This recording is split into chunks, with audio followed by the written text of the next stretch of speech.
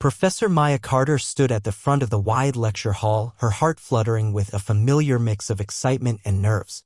It was the first week of the fall semester at Winston University, and sunlight poured in through the tall windows, illuminating rows of young faces that gazed back at her. She always cherished this view at the start of a term, the expectant faces, the hush of anticipation. For a brief moment, Maya remembered being a student herself in a hall like this, full of nerves and hope for the future. The energy in the room invigorated her. It was a new beginning not just for them, but for her as well, and it renewed her passion for what she did. She took a moment to adjust her glasses, a warm smile spreading across her face as she scanned the sea of students. Teaching had always been Maya's passion, and even after years in academia, the start of a new semester still felt like the dawn of a new adventure. "Good morning, everyone," Maya began, her voice clear yet gentle as it carried through the large space. A hush fell over the chatter in the lecture hall. "Welcome to Introduction to Modern Literature. I'm Professor Maya Carter. I hope all of you had a refreshing summer break. Now, I'm excited to get to know each of you and dive into some great works together." As she spoke, Maya's eyes flicked over the students. In the middle rows, a young man in an expensive sweatshirt was slouched low in his seat, arms crossed. He didn't bother to hide the bored expression on his face. Maya recognized him from the registration list. Bradley Coleman, a sophomore who, rumor had it, was the son of a prominent donor to the university. He twirled a pen in his fingers, looking profoundly uninterested. Maya made a mental note but continued addressing the students with enthusiasm. "We're going to be exploring various themes and voices in literature. This course will be challenging at times, but I promise you it will also be rewarding," she continued.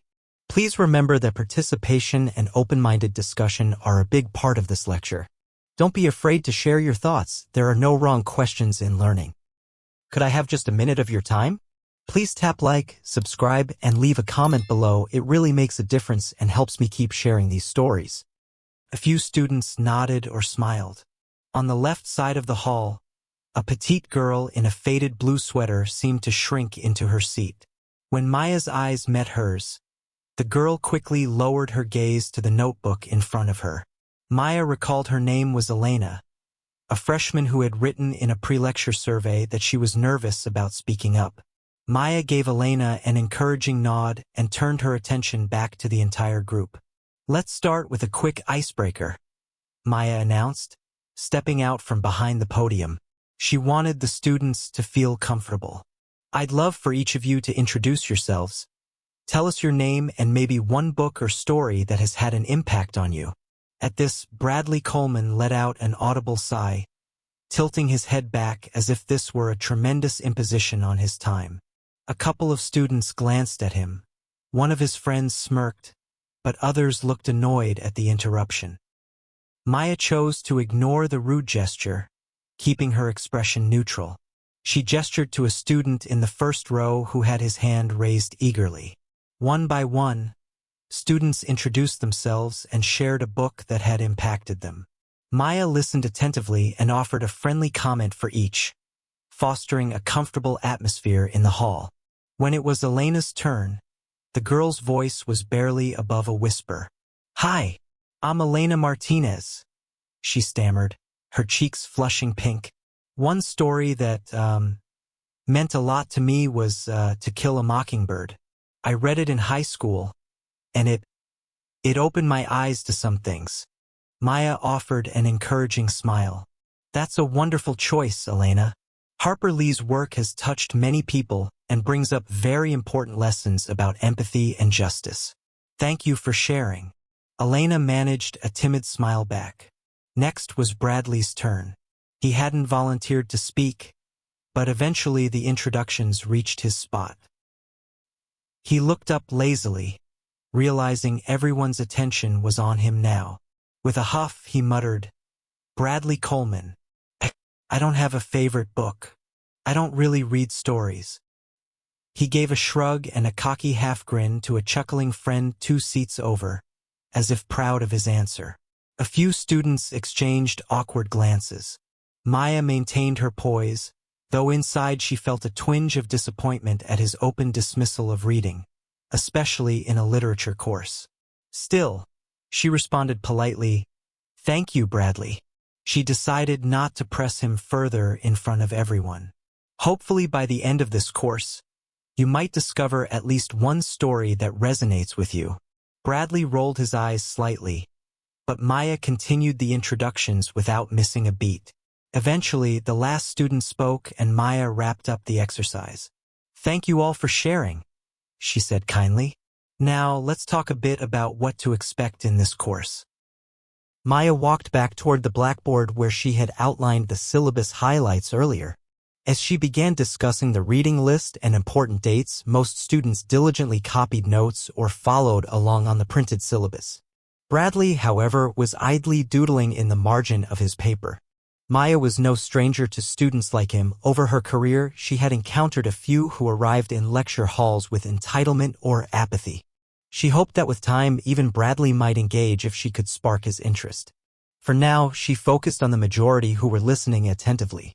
Your first assignment will be a short reflection on one of the stories we discuss in the next 2 weeks, Maya explained, pointing to the due date on the projected slide. This will help me understand your perspectives and writing style. I'm looking forward to reading your thoughts. Don't worry, I'll give you clear guidelines on what to do. She cast her gaze across the room. Any questions so far? A student raised his hand to ask about the grading policy. Maya gladly clarified, emphasizing that improvement and effort would be recognized. Another asked if they could incorporate personal experiences into their reflections, and she said certainly personal connections to literature were welcome. Just then, Bradley stretched dramatically and muttered something under his breath. Maya caught his words. "Can we go already?" A couple of his buddies snickered. She met Bradley's eyes directly from across the hall. The room fell silent, tension rippling among students who sensed the disrespect. Maya kept her tone calm but firm. "Bradley, I understand that introductory sessions can cover a lot of housekeeping details," she said, addressing him by name. "But this information is important for everyone. We'll be moving into our first story shortly. I appreciate your patience." He smirked but didn't reply, drumming his fingers on the desk. Maya drew a quiet breath, maintaining her composure. She refused to let one student's attitude derail the positive energy she wanted in her lecture. True to her word, Maya soon transitioned into a brief overview of the first short story on their reading list, a poignant piece by James Baldwin. As she began to engage the class with questions about themes of identity and community, she noticed even Bradley, looking up, caught off guard when she mentioned a scenario from the story that involved basketball, something she figured might snag his attention. For a few minutes, he actually seemed to listen, though he never volunteered to speak. Before the session ended, Maya reminded everyone of the reading assignment for the next lecture and the upcoming reflection essay. "If you have any questions or need help with the readings, my office hours are listed on the syllabus. I'm here to help you succeed," she said warmly. The moment the lecture concluded, Bradley was the first to bolt out of his seat, barely waiting for others as he pushed through the aisle with his friends. Maya watched him leave with a slight sigh. A few other students hung back to ask her minor questions about the reading, which she answered cheerfully. As the last of the students trickled out, Maya gathered her notes at the podium. To her surprise, Elena, the shy girl in the blue sweater, approached her timidly. Elena thanked Maya softly for making it easier to speak up that day. Maya's heart warmed. She reassured Elena that her voice was important and encouraged her to keep sharing her thoughts. Watching the young student depart with a bashful wave, Maya felt a glow of purpose. Moments like that made all the challenges of teaching worthwhile. She collected the rest of her materials and left the lecture hall, flicking off the lights on her way out. Maya continued down the corridor towards her office, mindful that teaching the child of an influential figure could come with scrutiny. However, she believed firmly that every student deserved the same education and accountability. She would treat Bradley no differently when it came to upholding academic standards. Later that afternoon, as Maya sat in her office reviewing a brief in-lecture writing exercise she'd assigned, she noticed Bradley had scribbled only a single dismissive sentence about not seeing the point of reading old stories. She sighed and jotted a gentle note in red pen encouraging him to put in more effort next time. It was clear he was still disengaged, but Maya held out hope that with patience she might spark his interest yet. As twilight fell, Maya packed up her bag and headed to the parking lot. The campus was awash in the orange and pink hues of sunset. Before starting her car, Maya paused for a moment, watching students stroll by laughing and chatting. Likely heading back to dorms or the library. It reminded her of her own days as an undergraduate, days when she never imagined she would one day be the professor at the front of the hall. A gentle smile graced her lips. Teaching was more than a job to her, it was a calling. All right, first day down, Maya murmured to herself resolutely. Let's see what the rest of the semester brings. With that, she started the car and drove out of the campus, not knowing that the coming weeks would test her dedication and integrity in ways she never could have anticipated. The first few weeks of the semester passed by with a mixture of small triumphs and mounting concerns. Maya found her groove with her students, facilitating lively discussions about the stories they read. Elena grew a bit more confident, even volunteering a comment during a session on symbolism that earned her a proud smile from Maya. Other students also began to find their voices. Maya's office hours became busy with a handful of eager freshmen coming by for guidance on their assignments or just to chat more about the readings. However, Bradley Coleman remained a conspicuous exception. He showed up to lectures, but often late, slipping into the back row after the lecture had already started. When he did attend, he barely participated. Most days, Maya saw him scrolling on his phone under the desk or whispering jokes to the friend who sat beside him. Once, he skipped an entire session where an important concept was discussed. Maya noticed, of course, and made a note to talk to him, but he seemed to vanish quickly after each lecture, avoiding any chance for conversation. The first reflection assignment's due date came and went. Nearly all students turned in their papers on time, sliding them into the tray on Maya's desk or submitting via the online portal. Elena had handed hers in with a nervous smile that Maya answered with encouragement. But Bradley did not submit anything. Maya waited an extra day, in case he had a late upload or an extenuating circumstance. Still nothing. Concerned, she decided she couldn't ignore it. She wanted to see every student succeed, and that meant addressing problems head-on. After the next lecture, when Bradley tried to make his usual quick exit, Maya called out to him as he headed up the aisle. "Bradley, could you stay for a moment? I'd like a quick word, please," she said in a calm, polite tone that nevertheless brooked no refusal. Bradley paused, looking annoyed. His friend gave him a curious glance, but Bradley waved him on and slung his backpack over one shoulder, trudging down the steps back toward Maya as other students filtered out around him. When they were relatively alone near the front, Maya offered a gentle, non-confrontational smile. "Bradley, I noticed you didn't turn in the reflection assignment yet," she began, keeping her voice low enough not to embarrass him if anyone lingered nearby. "Is everything all right?" He shrugged, not meeting her eyes. "I've been busy. I'll get it to you eventually." Maya kept her expression concerned but kind. "It was due 2 days ago. If something was preventing you from completing it, I would have appreciated you reaching out to me before the deadline. You know, communication is important, especially if you're having any difficulties." Bradley shifted on his feet, his jaw tightening. "I'm fine. I just forgot, okay? I can still turn it in, can't I?" There was a defensive edge to his voice, as if daring her to say no. Maya chose her words carefully. "Our course policy, which is the university's policy, really is that late assignments might lose some credit unless there's an extension granted for a valid reason. I want to be fair to everyone. Have you started working on it?" He scowled. "I said I forgot. I'll do it tonight." Maya nodded slowly. She was torn between enforcing deadlines strictly and giving a student a chance to catch up. She had been lenient with students before when they had genuine issues. Perhaps Bradley really did have something going on he wasn't comfortable sharing. His brusque manner made it hard to tell.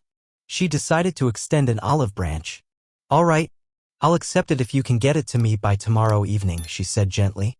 "That's an extra day beyond what I normally allow without penalty. But after that, I won't be able to give full credit. Does that sound fair?" Bradley looked mildly surprised that she was giving him leeway. He masked it with a curt nod. "Yeah, sure. Tomorrow evening. Maya offered a soft smile. If there's anything you need help with, maybe you're unsure how to approach the reflection, you can talk to me or Natalie. You remember Natalie, my teaching assistant? We're both here to help. She gestured toward a young woman organizing papers at the desk in the corner of the hall. Natalie, a graduate student who often assisted Maya during lectures. Bradley barely glanced over. I don't need help. I got it. Okay, Maya said, deciding not to push further right now. I look forward to reading it. Have a good rest of your day, Bradley. He muttered something like, you too, under his breath and slouched away, clearly eager to leave. Maya watched him go, a slight crease of worry on her brow. She truly hoped a small extension would get him on track. Often, a bit of understanding at the right time could turn a student around. Natalie approached Maya after Bradley left, having noticed the interaction. Do you think he'll actually submit it? She asked quietly, tucking a strand of chestnut brown hair behind her ear. Maya gave a tiny sigh. I hope so. I'd rather not see him fall behind so early. He's capable if he'd just apply himself. Maybe he just needed a nudge. Natalie frowned, glancing toward the door where Bradley had exited. I've heard some things. He has a bit of a reputation around campus. Skating by on minimum effort. Some say he's gotten out of trouble before because of his dad. Maya pursed her lips at that, recalling what she knew of the Coleman family. I'm aware of who his father is, but I have to give him the same chance as anyone else. Who knows? Perhaps he'll surprise us. Natalie nodded, though her expression was doubtful. For your sake, I hope so too. You put so much into helping the students, Professor Carter. It'd be nice if he appreciated that. Thanks, Natalie, Maya said appreciatively. She patted her assistant on the shoulder. We'll see what happens tomorrow. I'll let you know if I need any help reading the late submission. The next day, Maya checked her email and the assignment portal repeatedly. By the time evening rolled around, she had indeed received a document from Bradley titled Reflection 1_BC.docs. With a mix of relief and curiosity, she opened it, hoping he had put in some honest effort. What she found was underwhelming. The reflection was barely 1 page long, well short of the suggested length. His thoughts on the story they had discussed were superficial, only summarizing the plot in a few broad strokes and adding a generic concluding sentence that felt copy-pasted. This story has good lessons and I learned a lot from it. It lacked any personal insight or specific references to the text. The tone was also strangely inconsistent, as if cobbled together from different sources. A quick online search of a suspiciously sophisticated phrase revealed that he had lifted a couple of sentences directly from a free study summary. Maya rubbed her temple in frustration. Bradley had technically turned something in, but it was far from acceptable work for a university student. She had a decision to make. She could grade it strictly by the rubric, which would result in a very low score, or she could give feedback and ask him to rewrite it properly for partial credit, essentially offering him another extension. The latter was more than generous, but she worried that simply slapping a failing grade on this reflection without at least attempting to help him improve might just make him more disengaged. She decided to try one more time to reach him. She left a comment in the document feedback. Bradley, this submission does not meet the requirements.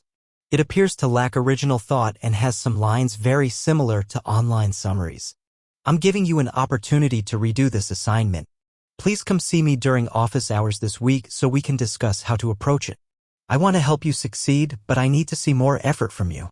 After posting the feedback, Maya sighed and shut her laptop. She hoped he would take the offer to rewrite. It worried her how little he seemed to care. That week, however, Bradley did not come to her office hours at all. Maya waited on the designated days, seeing several students, including Elena, who wanted to go over ideas for the next essay, but no sign of Bradley. In lectures, he started showing up even less. When he did appear, he sat sullenly, never volunteering to speak. She handed back the graded reflections to those who submitted on time and quietly gave Bradley a printout of her feedback note along with his paper marked "Redo" for partial credit. He accepted it without comment, crumpling the paper into his backpack. Mid-October arrived with the trees on campus blazing in autumn colors.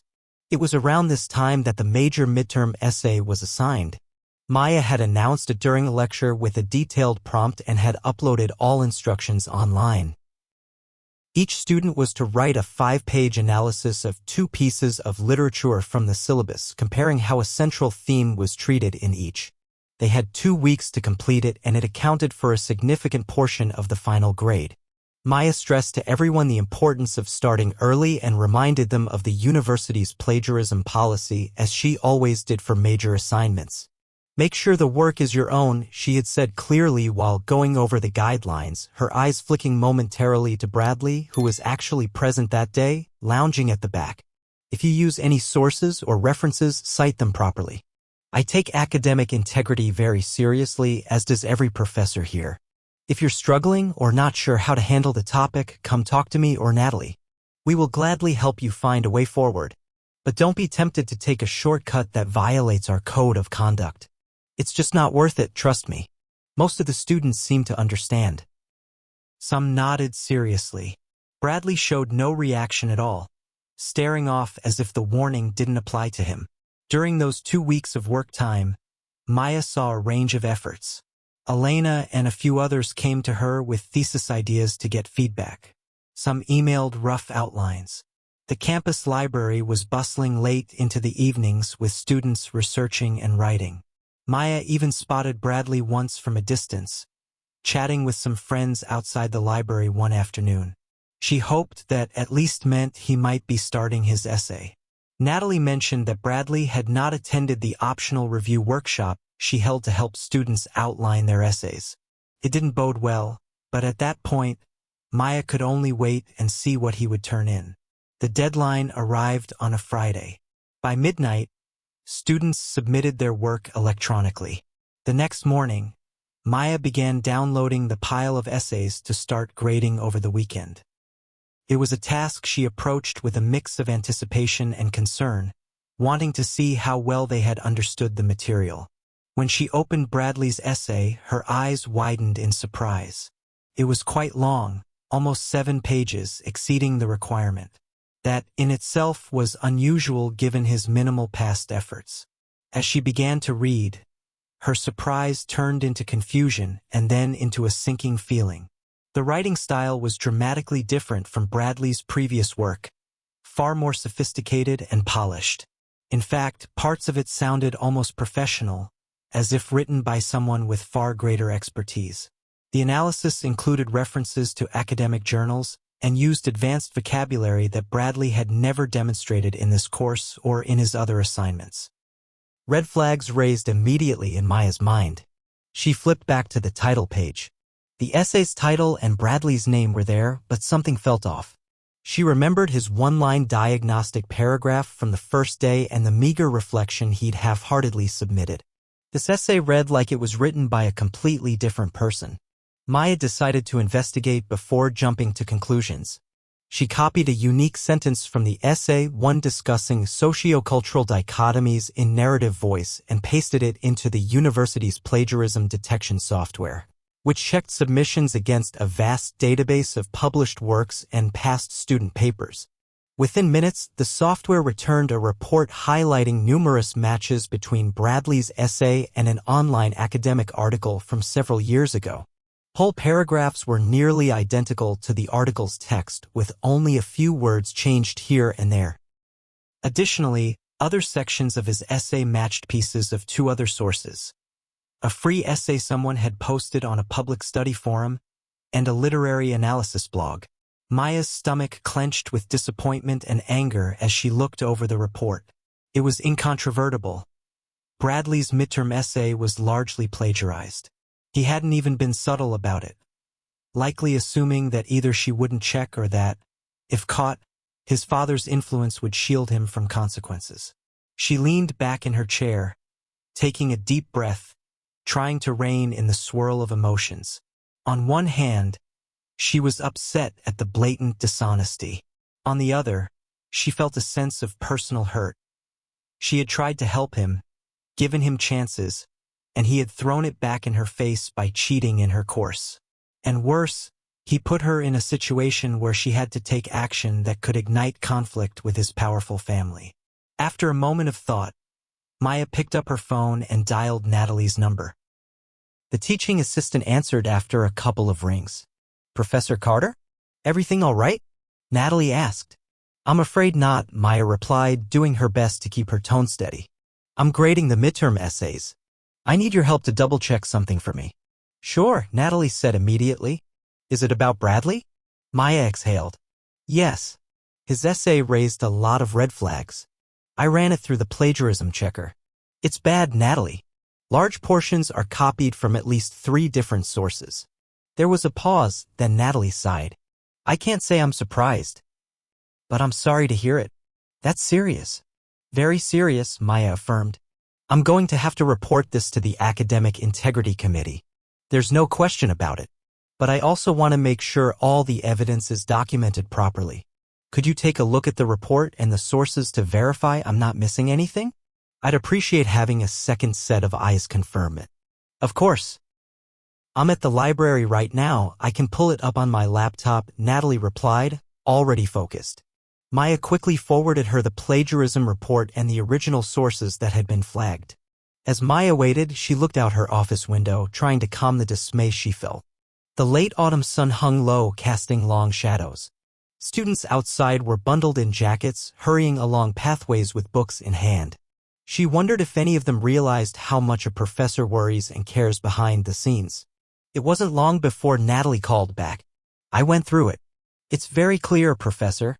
I highlighted each segment that matches the sources.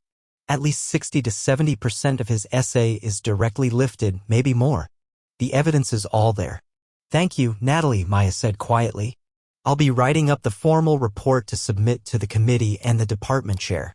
This is going to be messy, I fear." Natalie hesitated before responding, concern in her voice. "Do you want me to do anything else? Perhaps I could speak to what I observed of his behavior or any conversation I overheard." Maya thought about it.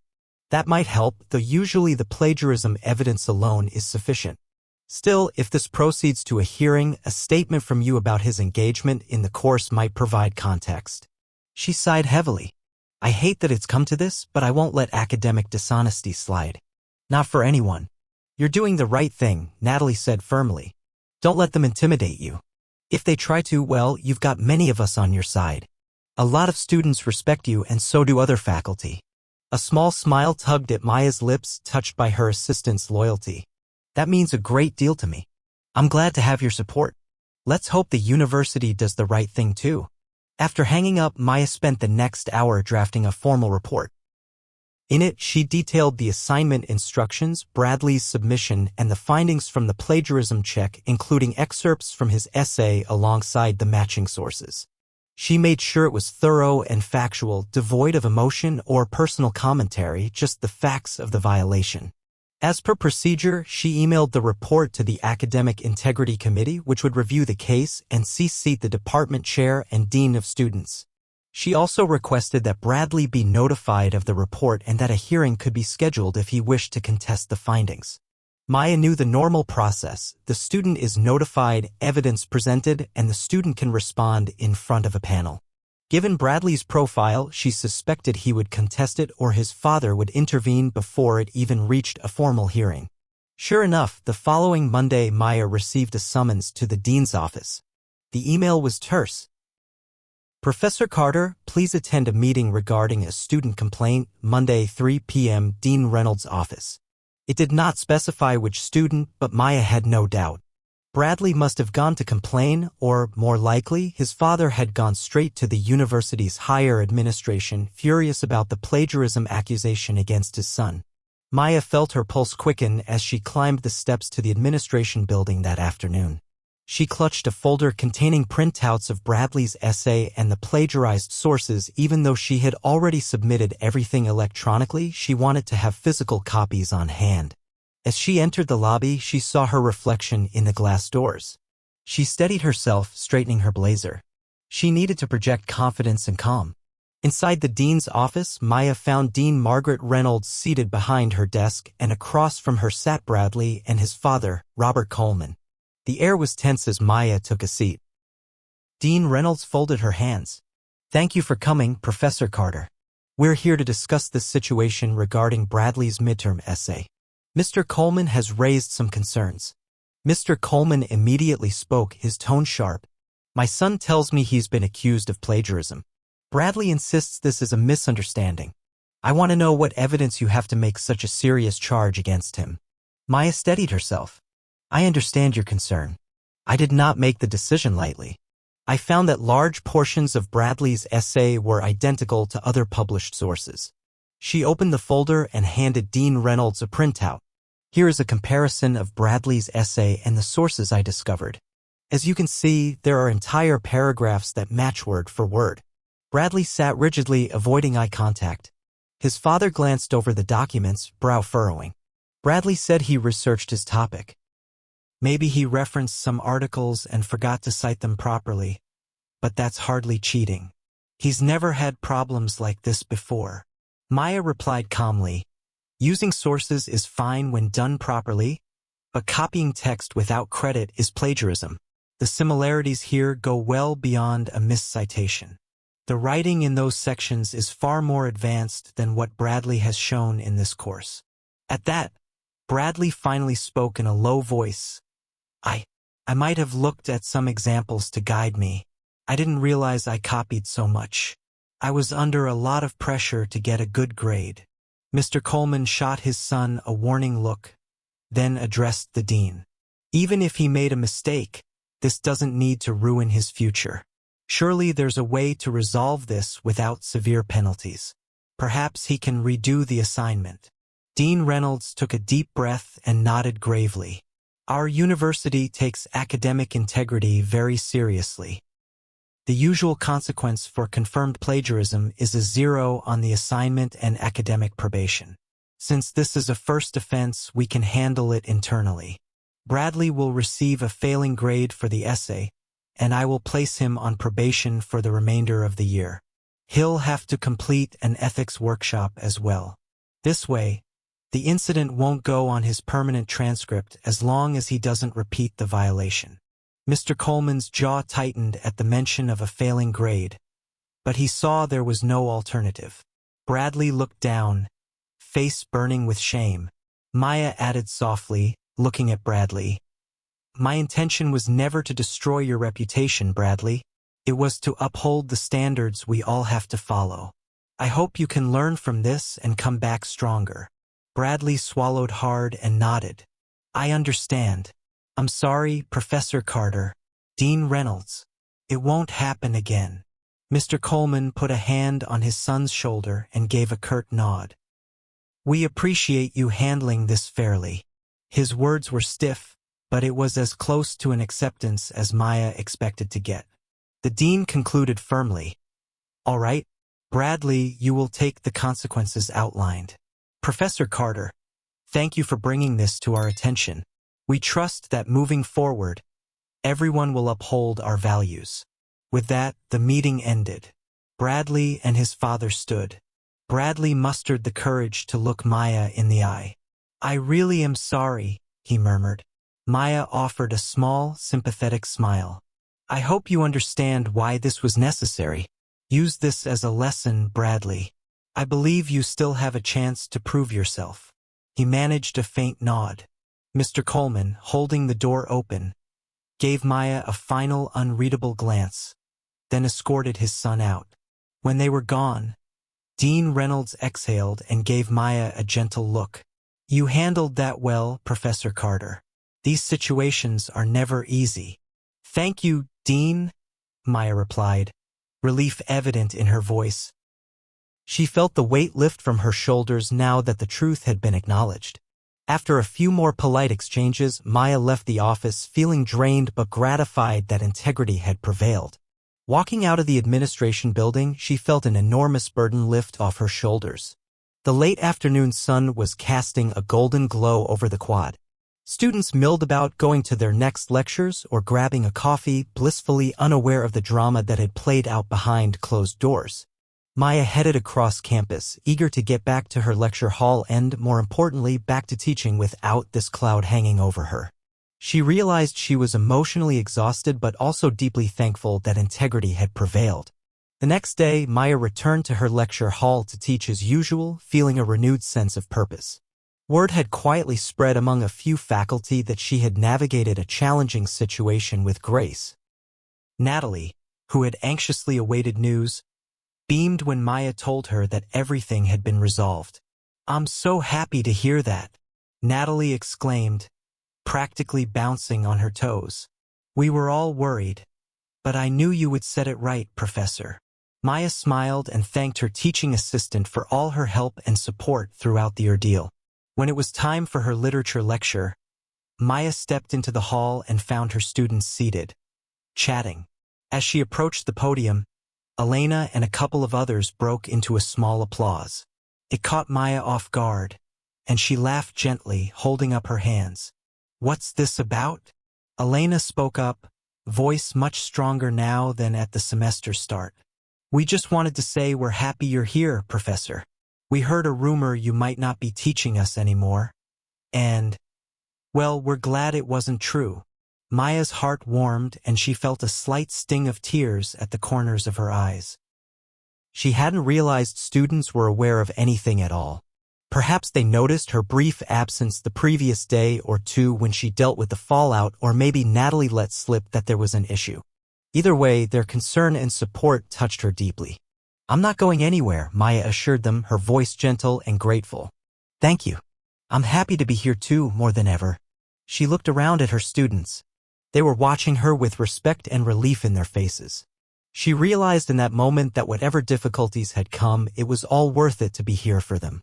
Maya cleared her throat softly, regaining her composure.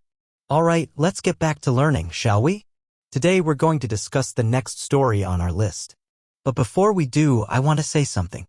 The students gave her their full attention. The room was quiet, expectant. "I know this semester has had its ups and downs," Maya began, choosing her words thoughtfully. "And you might hear things or encounter situations in life where doing the right thing feels hard. I want you all to remember why we're here, why I'm here. It's because I believe in the power of knowledge and honesty.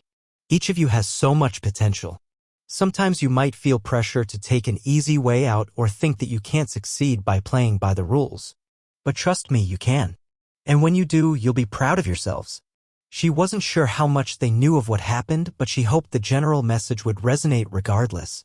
She continued, "Integrity, doing your own work, and facing challenges head-on will shape not just your college years, but the kind of person you become. I want all of you to become people who are strong, kind, and truthful. That matters far more to me than any grade on a paper." Elena was smiling at her with admiration. Other students nodded. Maya noticed a seat in the back row was empty, Bradley's seat. After the incident, he was no longer attending her lecture, and that empty chair was a quiet reminder of everything that had transpired. She felt a pang of concern, hoping that he would find his path eventually. But she knew she had done all she could for him. The rest was up to Bradley and his choices. "All right," Maya said with an energetic clap of her hands, dispelling the heavy moment. "Onto the world of literature."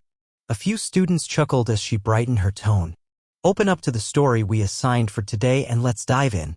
Who wants to start us off with their first impressions?" Hands went up. The discussion began. Students who had been quiet at the beginning of the year were now raising their voices, engaging with the material and with each other.